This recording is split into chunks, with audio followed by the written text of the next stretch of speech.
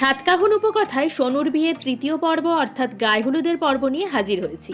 চলুন প্রথমেই শুনে নিই আমাদের ব্রাইডের বক্তব্য। হ্যালো সাতকাহন উপকথা, আপনারা সবাই জানান আমাকে কেমন লাগছে। তোর কেমন লাগছে বিয়ে হয়ে যাবে যে? আমার খুব ঠিক বললাম, কটায় ঘুমতে উঠেছিস? 4:30 5টা।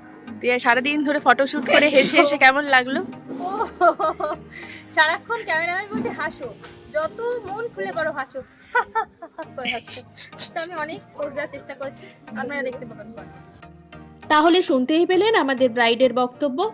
তখন অবধি ওখানে গায়ে হলুদের অনুষ্ঠান শুরু হতে বেশ অনেকটা দেরি ছিল, তাই আমরা ওই সময়ে প্রচুর ফটো রিলস বানিয়ে নিই। সেই সমস্ত ফটো এবং রিলস আমাদের ফেসবুক ও ইনস্টাগ্রামে পোস্ট হবে। স্ক্রিনে আইডিগুলো দিয়ে রাখলাম, অবশ্যই ফলো করে রাখবেন, তাহলে আপনারাও দেখতে পাবেন।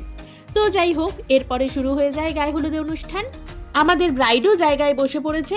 জায়গাটিকেও ভীষণ সুন্দর করে সাজানো হয়েছিল।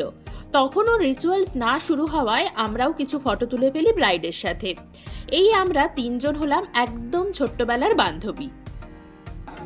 এখন আমরা রয়েছি সোনুর গায়ে হলুদের অনুষ্ঠানে।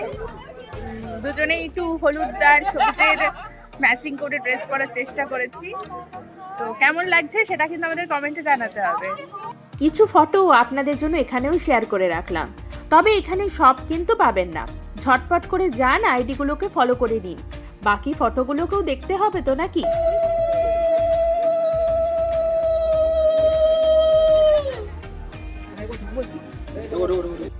আপনাদের এখানে মনে হতেই পারে ছেলে বাড়ির তত্ত্ব হলুদ কোনো কিছুই দেখলাম না কেন। আসলে সোনুর শ্বশুর বাড়ি বেনারসে, তাই ওনাদের এগুলোর সেরকম কোনো নিয়ম নেই। এরপরে মেহুলি ও পৌলমী চলে যায় সোনুর গায়ে হলুদ লাগাতে। শুধু হলুদ লাগানোই নয়, যাতে হলুদ গায়ের সাথে একদম বসে না রয়ে যায় তার জন্য সেটাকে ভালো করে মুছে দেওয়া। যতই হোক ছোটবেলার বান্ধবী বলে কথা, কিছু দায়িত্ব তো রয়েই যায়। এরপরে কিছু ফটোশ্যুট চলতে থাকে সোনুর, যাতে সোনুর বোন বান্ধবীরাও যোগ দেয়।